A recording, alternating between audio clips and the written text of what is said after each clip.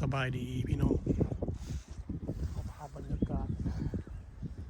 แคมป์ทะเลยามสโนทางเบื้อง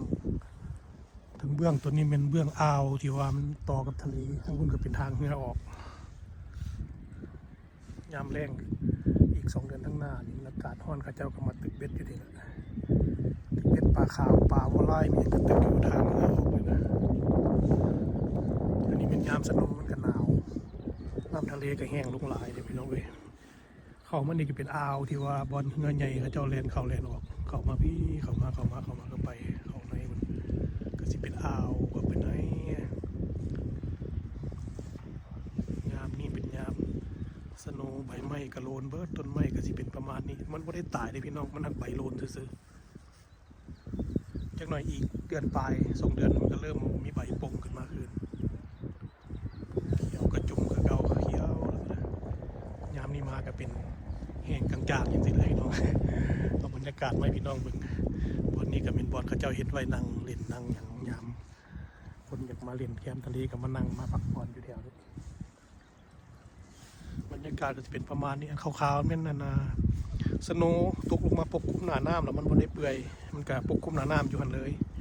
บ่ได้มันเปื่อยก็สิเป็นประมาณนี้ก็มีฝูงนกเป็ดมาลอยเล่นพี่น้องนกเป็ดพี่น้องนกเป็ดลอยเล่นพูดทางคุณแม่นนกเป็ดพี่น้องเป็ดกระไรลงให้พี่น้องมองอีกกันพูดมูนกเป็ดไปเลยพี่น้องทางคนก็สิเป็นเนินทรายแล้วก็มีเงินเขาเจ้าปลูกเงินผู้ใดเขาเจ้ามีเงินเขาเจ้าก็มาปลูกมาซื้อเงินอยู่แคมป์ทะเลยามแรงเขาเจ้าก็มาพักผ่อนนี่เงินเงินพักผ่อนเขาเจ้ายามจักหน่วยยามอีกเดือน1 2 เดือนข้างหน้าเขาเจ้าก็พากันมาอยู่เขาเจ้ามีเงินหลายเขาเจ้าก็ซื้อเงินไปหลายหลังนี่เป็นบรรยากาศแคมป์ทะเลยามสโนทางเหนือออกเป็นเมืองแบบมีสิเกตมี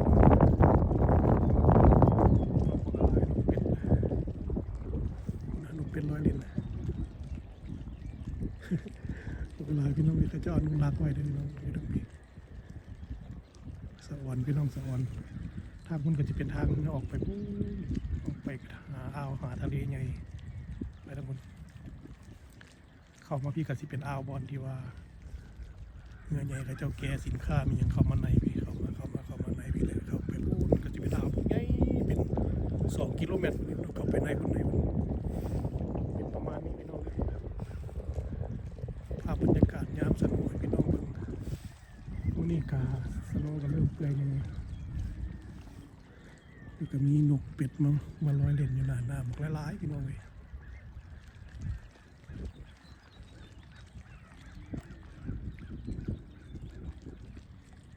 บรรยากาศก็สิประมาณนี้น้ำทะเลยามมันแห้งหลายกับสระธรรมดามันอยู่ที่นี่น้ำมันอยู่คลองดังๆ